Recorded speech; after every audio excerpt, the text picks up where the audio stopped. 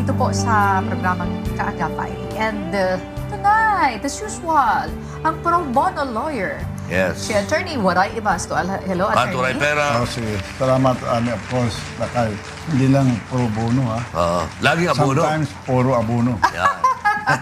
Pero we're very happy dahil meron tayong public service diyan. Lately, wow, nanalo na. Yung isang, how many years na yun naghahabol ng kanyang...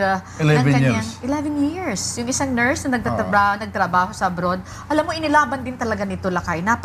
Napaka-galing din noong Unang si Mrs. abogado? Galon. Kasi hindi siya pinanghinaan ng loob para ituloy-tuloy niya. But we'd like to acknowledge, of course, Attorney Pasing, isa yan sa mga nag-umpisa nitong kasong ito at napunta sa law center ni Kuya and of course kay Attorney.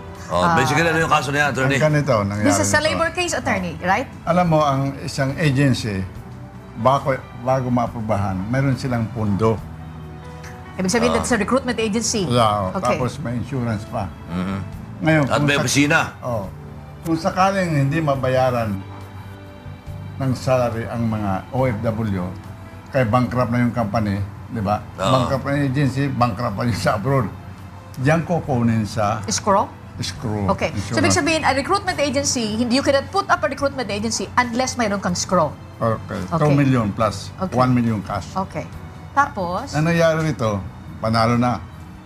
dahil naghabol yung OFW dahil hindi siya nabayaran ng kanyang mga Ng ilang benepisyo, taon? mga 11 years, 10 years. Okay. Hindi, ilang taon din nabayaran? Siyempre yung contract Lakay is 2 years. Oh. Di ba? Mayroon Ganito siya. yun. Di nanalo na. Ngayon, ang ginawa na naman ng kabila, nagpal naman ng bagong issue. Wala raw authority, kaya hindi makuha.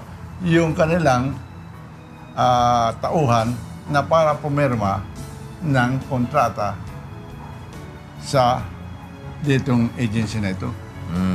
Ngayon naman, kaya yung last day, di ba? Opo. Tinawag kita. Opo. Ako, ganun ba? Mabuti na abutan natin. Simple lang ang issue. Kung walang authority, ba't mo tinanggap yung premium? Yan ang ginawa ko. So yung nahabol ni Attorney, Oo. sa madaling salita, medyo ilang taon dumagal yan, Attorney? Sa atin isang taon lang, wala pa. Okay. Yung kay Attorney Pasing, matagal-tagal din Matagal. yata. Ayan. Kaya Anyway, the long wait is over, sabi nila. Di ba? Nandiyan na. Inaantay na lang si Galon. Sabi pa ni may Galon of Joy. Oo nga. Ang problema, Galon of joy. meron pa bang pwedeng gawin nung kabila para wala na. maantala yung pagbibigay ng mga benepisyo na yan? Wala na. So ibig sabihin, Pero Attorney, meron pa rin, ha? TRO. Hindi, wala na yun. Sabihin lang, hindi naman ito si Mrs. Galon. Pwede gawin ganun, di ba? Kompleto ang ID mo, wala na magagawa sila. okay, so ibig sabihin, Attorney, halimbawa, kahit na nag-close na yung isang recruitment agency, may habol ka pa rin dyan. Meron. Kung halimbawa, hindi nabayaran ng lahat ng mga benepisyo ng isang OFW at mag-claim ito maghabol, mayroon pa rin Meron, chance yung escrow. is there. There. Who is holding that escrow? Kanino yan? Under... Sa POAA yan. Okay. Bago ka aprobahan, mayroon ka talagang 1 million cash plus yung insurance. Ang hirap nito, baka maraming complainant, maubos yan. Kaya dapat una ka agad. Sa tingin mo, magkano yung escrow na yan? It's Million. 2 million nga. Ha? 2 million. 2 million lang? Yes. 1 million cash. Kasi ang dami ng mga 2 million OFW na insurance. naging biktima ng ganyang mga kaso. Kaya minsan nag-uubusan, di ba? Oo. Pero ang Naubusan. kagandahan na ngayon, yung batas na yon, sa totoo lang, isa sa pinakamagandang batas na nabasa ko, yung 10,022. What is that? Itong OFW, ang dating batas yan ay Republic Act H042. Alam mo ba, ng OFW, pwede magdemanda kung saan sila nakatira. Pag taga-tawi-tawi, pwede demanda yung So, ibig agency. sabihin, yung recruitment agency is in trouble. Oo, Like, for delikado. example, kung opisina mo sa Maynila, ididemanda mo sa Tawi-Tawi. Oo. Imagine, ilang beses kang magpa-flight doon. If you will not attend your case, you are also in trouble, yung may-ari ng Warrant. recruitment agency. Kasi ang batas, kung saan nangyayari yung krimen, diyan ka magdidemanda. Who authored that law, attorney, bago naging batas yan? Si Huwag mo ibulong. hindi. Nasa loob na. Nasa loob na. Nasa loob na ng? Ano mo na? Piitan. I see. Pero Okay. ito, ang Pero ako naman. Ang concern ko naman. kasama ko dyan yung gumawa niyan. Oo nga. Okay. Pero ang concern ko naman, Tony, okay, tapos na yan, okay na yan.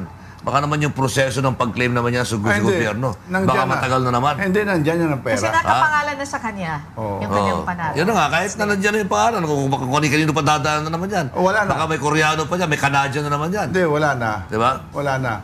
Ang kanilang depensa, kung walang ID si Mrs. Galon. Hindi mo ikaw tunay. Yan ang isa. Pero kung kompleto ng ID si Mrs. Galon, wala na ang problema. So, ibig sabihin sa mga OFW na naging biktima ng pang-abuso na ganyan, huwag po kayo mawala ng pag-asa. Ganito, mga OFW, tandaan nyo, yung batas na yan, basahan nyo, 10,022. Pag nangyayari ang krimen, violations of sa recruitment, pwede ka mag-file sa probinsya mo. Pero mo yun, peperisyohin ka. Kasi ang batas, kung saan nangyari ang krimen, dyan ang jurisdiction. Okay. Except, itong batas na ito, itong 10,022 in relation to Republic Act 804 plus yung 9208, yung sinasabing trafficking in person. Halimbawa, taga-Samar, ginawa mo dito prosti, pwede ka idamanda sa Samar. Yan ang batas na napakaganda. Okay. Attorney Pro Bono, Attorney Waray, maraming salamat that he's always there. Attorney, kahit Oray Pira, Okay. tinutulungan. Okay? Yeah. Attorney Waray, maraming salamat. Magandang gabi. Anong message mo? Sabi mo nga, Yung extra mo. Sa konting tapa? Ano nga sabi mo? Sa kaunting tapang may katarungan. Okay, thank you very much, Attorney Waray Imasco. Huwag po kayong aalis because when we come back, marami pa kayong matutunghayan po dito sa Kaagapay. Yan. Tatay